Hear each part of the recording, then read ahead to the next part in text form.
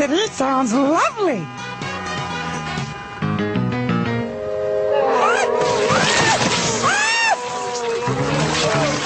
Yeah, Robot Chicken Sketch is the only connection I have to the Resident Evil franchise. Which is the kind of review I think you're going to be expecting, because I've never seen the other movies at all, or I have never played the video games. So I have really no idea what these movies are technically about. I just know there's zombies, and there's Mia Jovovich kicking ass. But I'm always interested to see these movies, these being the final chapter of the franchise. Whether it's, saying goodbye to beloved characters like Harry Potter, or telling characters from Twilight to get the hell out. Nonetheless, I wanted to see what this last movie would do to the franchise, even if I haven't seen the others. How does it hold up?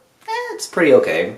It's kind of generic. I was actually kind of surprised by how simple the story was. The beginning of the movie is actually an epilogue that keeps me up to pace as to all the events that have happened. So I have a good idea of what's going on. Who our hero is, who the villain is, who should we give a shit about, what's going on, what the main goal is, what the objective is. So I was actually pretty surprised by how they told me that pretty well. But like I said, I don't know anything about Resident Evil, so I thought this was a simple zombie apocalypse. But very beginning of the movie, one of the first fights that Alice has is against this winged demon monster from hell. I mean, where the hell did that come from? I don't know. Obviously, there's a lot of things that I don't know, including some characters that probably come up in this movie that I'm like, I would probably know you better if I saw the other movies. Which does lead me to my next thing. Even though the story is simply laid out, the characters are boring. None of them stick out to me. None of them are memorable. I mean, the only character obviously that I want to know more about is Alice, and I feel like I would like her more if,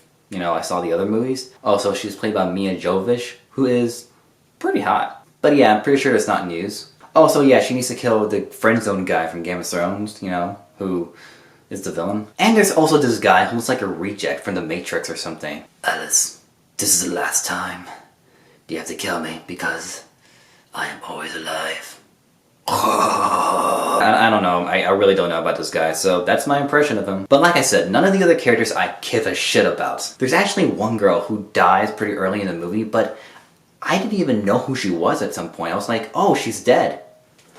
Who was she again? Yeah, I was like, okay, moving on, I guess. Which I'm pretty sure the characters are not my main objective here. My main objective for the movie was to see generic video game sci-fi action stuff. And for the most part, yeah, I did get that. Sometimes it's fun, and sometimes it's, meh. But I'm okay with the characters being boring and not annoying. What I mean by that is, one, they could have easily slowed this movie down a bunch of times and just had pointless scenes where the characters are just sitting down, trying to probably create character development that could easily go downhill. Yeah, because we all know that video game movies always do great.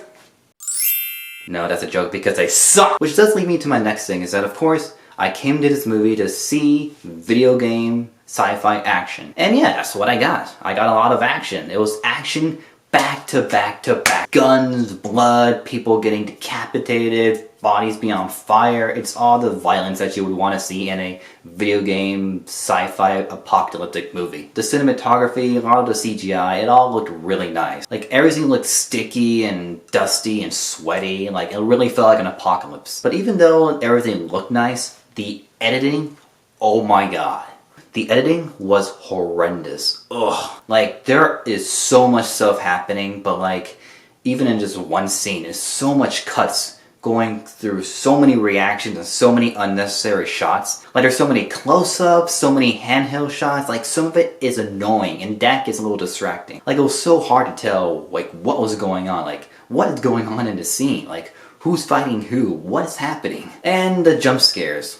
Ugh. Yeah, like any other horror movie nowadays, the jump scares are done terribly. Yeah, they're just random and annoying, yeah, like that, okay? Sorry for doing that. So yeah, this movie is not for everybody. If you just want to turn your brain off, shove yourself in a bag of popcorn, and just enjoy 2 hours of, mindless action, this movie does provide that. And it does end with a bang. I'll tell you that. I had a fun time. I probably needed a couple more drinks to enjoy, but hey, that's just me, okay? Sometimes I need a couple beers to, get invested in a movie that I don't know nothing about. So I'll give it a 5.6 out of 10. If you just want to go see some mindless action and not know what the hell's going on, you'll get it. Just see it at matinee price and probably with a beer or two. That's my review on Resident Evil, the final chapter. And I'll see you guys next time.